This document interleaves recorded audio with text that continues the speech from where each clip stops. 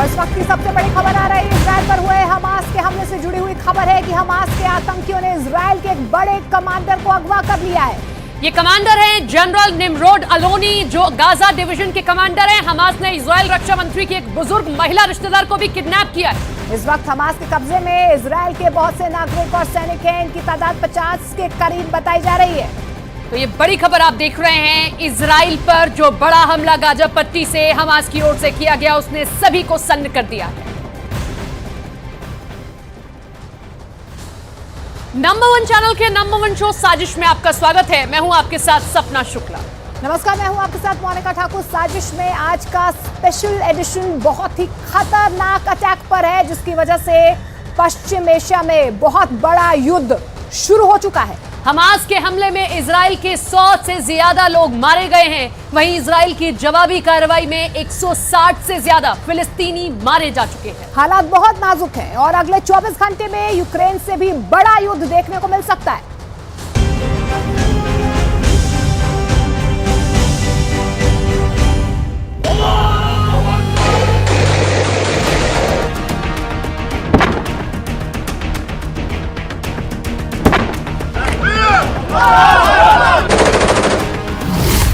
Ukraine से भी बड़ा युद्ध शुरू हो चुका है।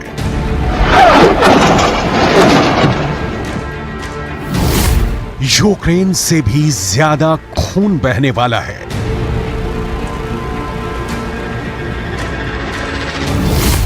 यूक्रेन से भी बड़ी तबाही होने वाली है।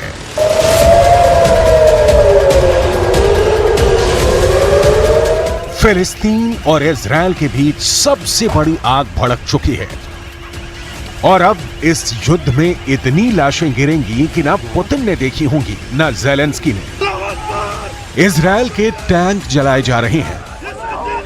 ये तस्वीरें इजराइल को सालों साल झटके देती रहेंगी। इजराइल में हजारों रॉकेट से हमले हो रहे हैं। इजराइल के अंदर हमास की ऐसी आग फैली कि कुछ घंटों तक तो समझ में ही नहीं आया कि हो क्या रहा है। इजराइल के प्रधानमंत्री ने कह दिया है कि अब युद्ध शुरू हो चुका है। इजराइल पर हमास के सरप्राइज हमले से पूरा इजराइल हिल चुका है। यह हमला जमीन के रास्ते हुआ है। कटीले तारों की बाढ़ काटकर हमास इजराइल में घुस चुका है। मोटरसाइकिल पर सवार यह हमलावर अचानक इजराइल में घुस गए। यह हमला समंदर के रास्ते हुआ है। हमास की स्पीड बोट इजराइल के किनारों पर हमले के लिए पहुंच रही है। यह हमला आसमान से हुआ है। ग्लाइडर की मदद से हमास का मिलिशिया इजराइल में किसी कमांडो की तरह उतर रहा है। 7 अक्टूबर 2023 ये इजराइल और फिलिस्तीन की तारीख में ऐसा खूनी दिन कहा जाएगा जिसके बाद वर्ल्ड वॉर की बात होने लगी है। हमास के कमांडर ने इस हमले को नाम दिया है ऑपरेशन अल अक्सा फ्लड। इजराइल के प्रधानमंत्री बेंजामिन नेतन्याहू ने भी कह दिया है कि युद्ध शुरू हो चुका है। ישראל, אנחנו במלחמה, לא במבצע, לא בסבבים, במלחמה. הבוקר חמאס פתח במתקפת פתע רצחנית נגד מדינת ישראל ונגד אזרחיה. אנחנו בתוך זה משעות הבוקר המוקדמות. अभी की तस्वीरें क्या है, ये आप इजराइल से आने वाले वीडियो को देखकर समझिए। खून खराबा बहुत ज्यादा होने वाला है। ये युद्ध थमने वाला नहीं। गाजा से लगे इजरायली इलाके जल रहे हैं और अब अगले 24 घंटे बहुत ही गंभीर होने जा रहे हैं। हमले की शुरुआत कैसे हुई, ये बहुत गौर से देखिएगा। जो तस्वीरें विचलित कर सकती हैं, उन्हें एडिट करके हटा दिया गया है। ये हमास के हमलावर हैं जो 7 अक्टूबर को सुबह सुबह इजराइल के एक मिलिट्री कैंप पर हमला कर दिया। इस दौरान हमास के इस ग्रुप ने ग्लाइडर का भी इस्तेमाल किया और फिर ये उड़ते हुए इजराइल के मिलिट्री कैंप के पास उतरे। ग्लाइडर पर 2 हमलावर सवार हैं और उनके हाथ में है मशीन गन। ऐसे कई ग्लाइडर लॉन्च किए गए और फिर उन्होंने उतरते ही इजराइल के अड्डों पर गोलीबारी शुरू कर दी।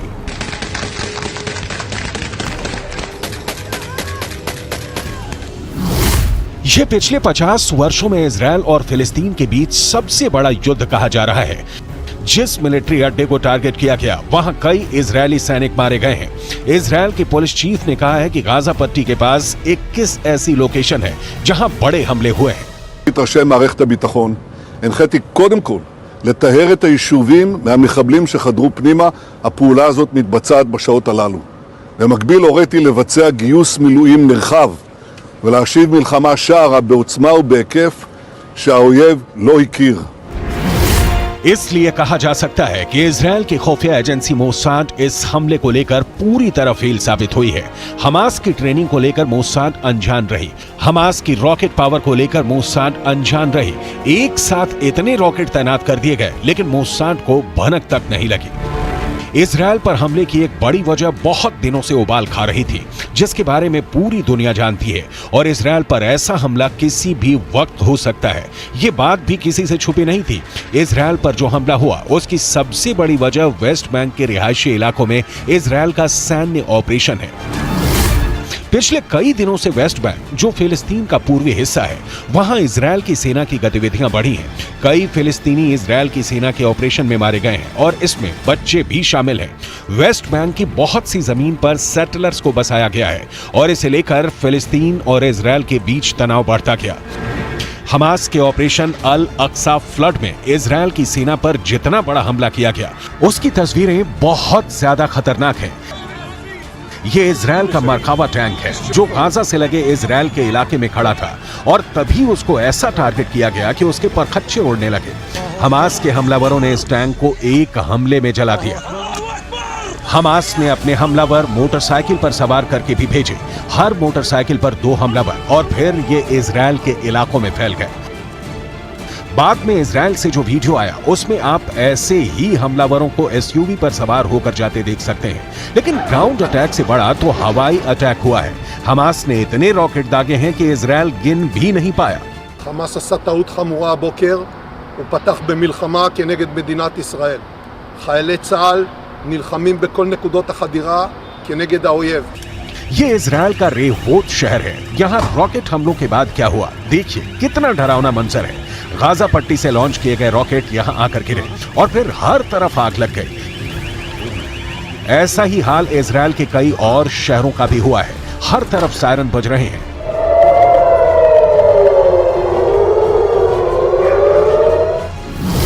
हमास ने 7000 से ज्यादा रॉकेट एक साथ इजरायल पर चलाए हैं। 7000 रॉकेट को रोकने में इजरायल पूरी तरह से फेल हो गया। एक तरह से उसका आयरन डोम सिस्टम एक्सपोज हो गया। פצנו כרגע את הפלחודים למילואים בהד-הוק, כל כיתות הכוננות יוצאים החוצה, חסימות בכל הערים. הנחיות לתושבים כרגע להסתגר בבתים, לנעול את הדלתות, דלת נעולה, אנשים לא ייכנסו לשם, אף אחד שלא יצא החוצה, כי במקביל יש את התקפת טילים. इससे पहले आयरन डोम ने रात में भी गाजा से फायर किए गए रॉकेट को रोककर खुद को साबित किया है। नेतन्याहू ने इस सिस्टम को गाजा और आसपास में तैनात किया हुआ है। उनको पूरा यकीन रहा है कि आयरन डोम किसी भी हमले से बचा सकता है, और यही कहकर नेतन्याहू ने इस सिस्टम की पूरी दुनिया में मार्केटिंग भी की है। इसका एक नमूना देख लीजिए। यह सिस्टम रॉकेट्स को आसमान में ही नष्ट कर देता है। यह है कमाल आयरन डोम का। इससे पहले जब फिलिस्तीनी संगठन हमास ने रॉकेट से हमला किया है, आयरन डोम का सक्सेस रेट 90% से ऊपर रहा है। यानी हर 100 रॉकेट हमलों के बाद जब आयरन डोम की मिसाइल फायर की गई तो उसने 90 से ज्यादा रॉकेट को आसमान में ही रोक दिया। इसी वजह से इस एयर डिफेंस सिस्टम को लेकर दुनिया में मांग बढ़ने लगी। ये ज़ेलेंस्की की डिमांड लिस्ट में भी आ गया। आयरन डोम 4 किलोमीटर से लेकर 70 किलोमीटर दूर से हो रहे हमलों को रोक सकता है। ये मिसाइल को भी रोक सकता है, ये रॉकेट के हमलों को भी रोक सकता है और तोप के गोलों को भी रोक सकता है। इजरायल की ये हालत देखकर कह सकते हैं कि इन हमलों को रोकने के लिए आयरन डोम फेल साबित हुआ है, और वो इस्तेमाल में बहुत महंगा साबित होता है, क्योंकि 1 लाख रुपए की कीमत वाले रॉकेट या तोप के गोले को रोकने के लिए इसमें से 2 मिसाइल फायर की जाती हैं, जिनकी कीमत रेंज के हिसाब से 70 लाख से 1 करोड़ रुपए तक होती है। यानी एक रॉकेट जिसकी कीमत 1 लाख रुपए भी नहीं है, उसको रोकने के लिए इस हथियार की इतनी बड़ी कीमत हैरान करती है। 7000 रॉकेट एक साथ मारे गए तो आयरन डोम भी फेल हो गया। आखिर वो कितने रॉकेट रोक सकता है? लिहाजा इजरायल में हुए रॉकेट धमाकों ने बहुत नुकसान पहुंचाया है। इजरायल पर जैसे ही हमलों की खबरें नेतन्याहू के दफ्तर पहुंची, उन्हें समझ में आ गया कि बहुत बड़ा कांड हो चुका है। इन धमाकों ने इजरायल को 440 वोल्ट का करंट लगा दिया है। ये नेतन्याहू के लिए भी बहुत बड़ा झटका है, लेकिन सवाल है कि अब नेतन्याहू इन हमलों का जवाब कैसे देंगे? לשלם מחיר שהוא לא ידע כמותו. אני קורא בינתיים לכל אזרחי ישראל להישמע בקפדנות להנחיות הצבא, להנחיות פיקוד העורף, אנחנו במלחמה ואנחנו ננצח בה. हमास ने इजरायल के कई सैनिकों को मार डाला है तो कई को बंधक भी बनाकर गाजा की तरफ ले गए हैं ताकि आगे चलकर इजरायल से कोई डील की जा सके।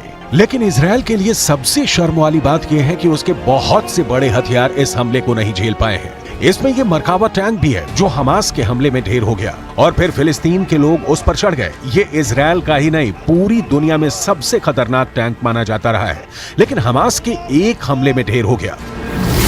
इजरायल का मरकावा दुनिया के सबसे सीक्रेट टैंक के रूप में पहचाना जाता है, जिस टैंक के खिलाफ अचूक माने जाने वाली मिसाइल भी नाकाम हो जाती है। यह ऐसा टैंक है जिसे लेकर इजरायल ने फैसला किया है कि वो इसे कभी किसी देश को नहीं बेचेगा। जिस जलते हुए टैंक की तस्वीरें पूरी दुनिया देख रही है, उसी मरकावा टैंक को लेकर बहुत सी बातें हैं जो आज भी इजरायल की डिफेंस इंडस्ट्री के अंदर ही सीक्रेट बनी हुई हैं। दुनिया इस टैंक के बारे में बहुत सी बातें नहीं जानती है। इजरायल की भाषा हिब्रू में मरकावा का मतलब होता है रथ, और अब इसी पर फिलिस्तीन के लोग सवार हैं।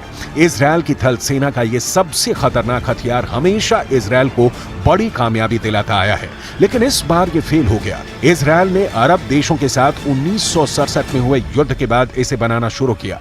1973 के युद्ध के बाद इसके डिजाइन में और बदलाव किए गए। 1970 के दशक में बना मरकावा 80 के दशक से ही इजरायल का मेन बैटल टैंक बना हुआ है। ये 65 टन का टैंक है। इसकी गन 120 मिलीमीटर की है। इससे एंटी टैंक मिसाइल भी फायर की जा सकती है। 1500 हॉर्स पावर वाले इंजन से ये 65 किलोमीटर प्रति घंटे की रफ्तार तक दौड़ सकता है। लेकिन जब हमास ने हमला किया तो ये टैंक जहां था वहीं खड़ा रह गया। दूसरे टैंकों की तरह इस टैंक का इंजन पीछे नहीं आगे होता है ताकि दुश्मन के हमले के वक्त इस टैंक में बैठे सैनिक सुरक्षित रहें।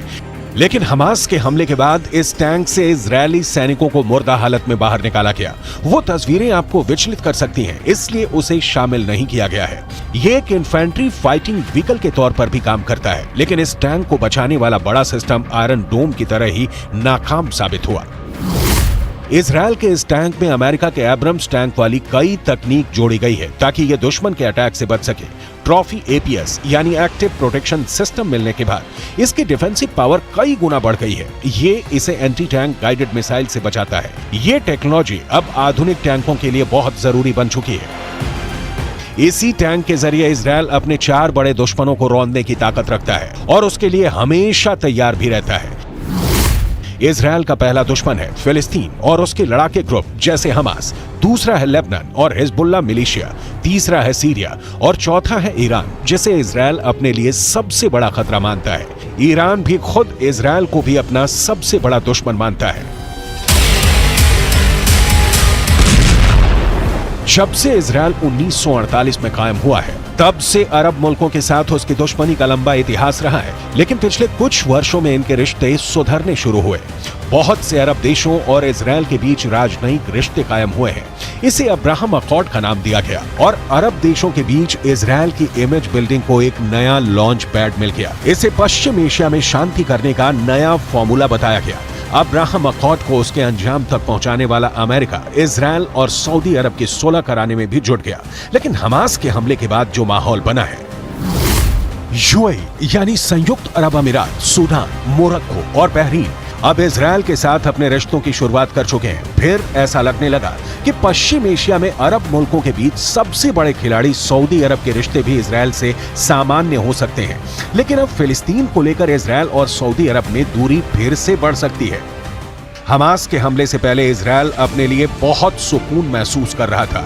उसे लगा कि अब अरब मुल्कों से दोस्ती होगी तो उसकी राह आसान हो जाएगी। इससे पहले सऊदी अरब ने जॉर्डन में अपने राजदूत को फिलिस्तीन का अनिवासी राजदूत करार दिया था।